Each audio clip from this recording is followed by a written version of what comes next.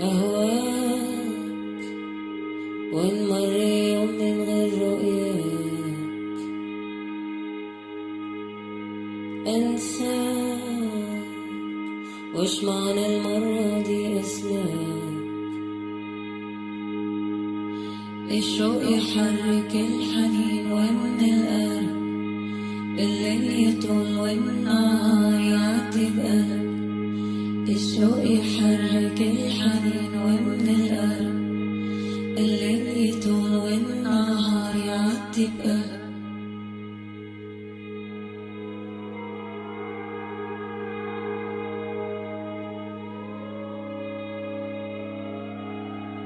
يا هفا قلبي الفرقة تألمني يا هفا قلبي الفرقة تألمني أنا ما عندي حل أنا ما عندي حل. Cette année-là, en 77, l'ambiance politique du pays était plutôt calme, 2 ans après la première révolte islamiste du Panchir, menée par Rabbani et Massoud. Le soutien armé de l'Union soviétique avait porté au pouvoir en 73 le prince Mohammad Daoud Khan, devenu alors premier président de la République d'Afghanistan, avant d'être assassiné par les soviétiques en 78. Absolument inconscient de ces aléas géopolitiques, nous avions projeté l'ascension du Noshak, un plus de 7000, ou des Aspesafed, les chevaux blancs, 6507 mètres, 2 sommets plus modestes et réputés plus faciles que leur célèbre voisin, le Tirishmir. Malheureusement pour notre expédition, cette zone montagneuse est extrêmement sensible puisqu'elle marque l'entrée du corridor du Wakhan, que se disputent 4 pays, l'Union soviétique, la Chine, le Pakistan et l'Afghanistan. Pour toutes ces raisons, ou d'autres, nous ne parvenons pas à valider nos autorisations de séjour dans cette zone. La déception est immense. Au hasard d'une discussion, nous réalisons qu'il doit être possible de se rendre dans le nord du pays pour y improviser une belle errance en suivant Marco Polo et Joseph Kessel. Les cavaliers en question, par ordre d'entrée en scène, sont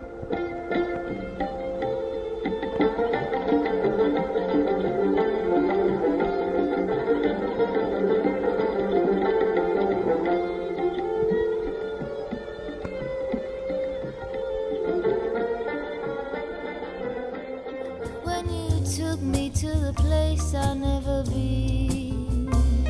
You showed me lots of things I've never seen. You set me free as if you'd taken me halfway up the Hindu Kush.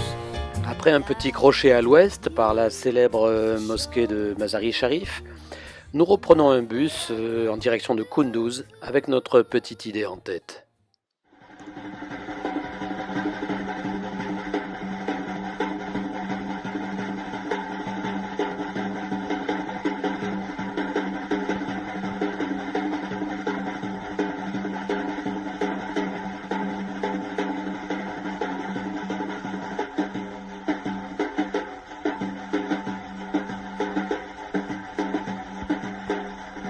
Alors, pourquoi Kunduz ?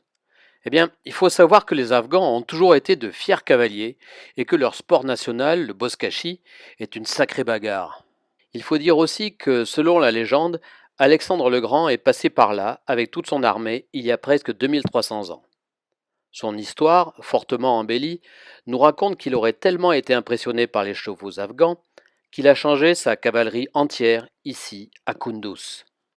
Alors nous, en toute modestie, nous voulons acheter des chevaux au marché hebdomadaire de Kunduz, en faisant bien attention à garder les mains dans les poches jusqu'à la tractation finale, sous peine de se retrouver comme Highleaf avec une pauvre carne en guise de monture. Il ne reste plus qu'à acheter nos selles dans le somptueux bazar couvert du village, puis à essayer nos nouveaux jouets dans la campagne environnante. Notre plan est limpide. Muni d'une carte succincte établie par un érudit local, nous suivrons une partie de la route de la soie jusqu'à Bamiyan et ses Bouddhas, plus peut-être les célèbres lacs de Bandi Amir. Inch'Allah.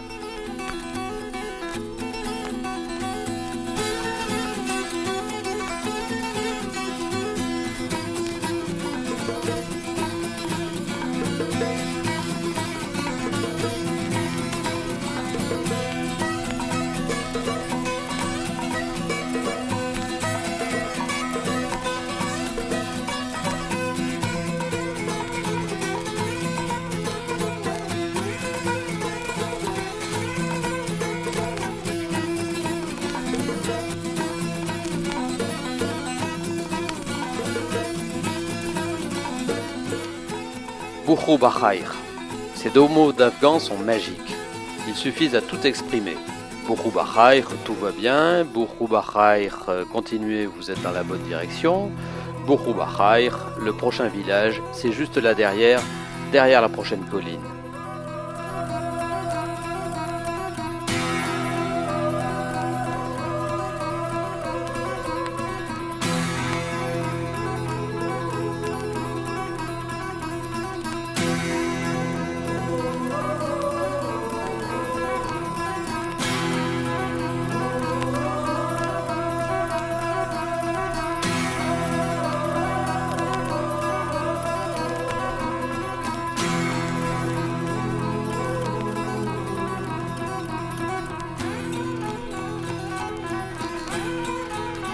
Inutile de préciser qu'on est complètement perdu.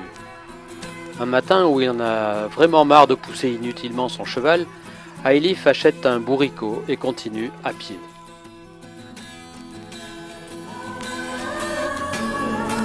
Boukhou Bakhair, Boukhou Bakhair.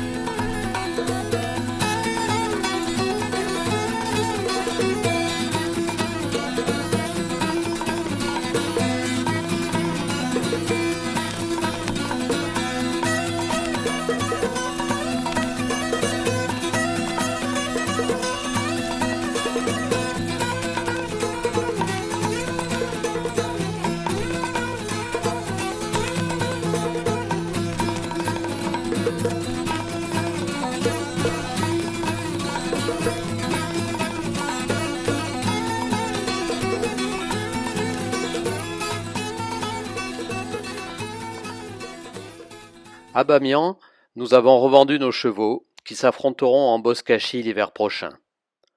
Le meilleur cavalier de la vallée, celui qui a testé nos montures pour les transformer instantanément en pur sang, n'avait même pas 15 ans.